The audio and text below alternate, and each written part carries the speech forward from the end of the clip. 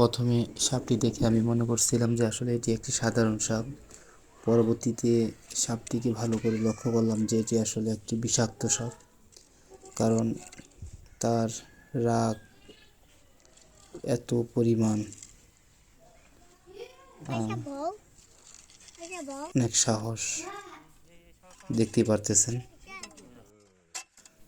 আপনি যখন পুরো ভিডিওটা দেখবেন তখন আপনিও বুঝতে পারবেন যে এটি আসলে একটি সাধারণ সাপ না। ভালো করে দেখুন পুরো ভিডিওটা, তাহলে বুঝতে পারবেন। তো আপনাদের মধ্যে যারা এই সাপটির নাম জানেন অবশ্যই কমেন্টে জানাবেন। তো আমি এই সাপটিকে হয়তো প্রথম দেখলাম, তো অবশ্যই জানাবেন।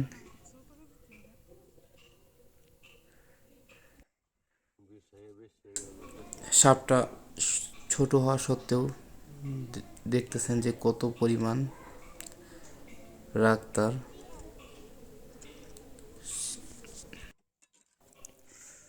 কথায় আছে না যে ছোট জিনিসের জেদ বেশি, তো এটা তার প্রমাণ।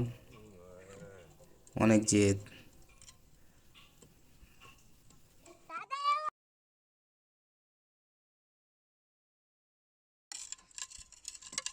Motorcycles out.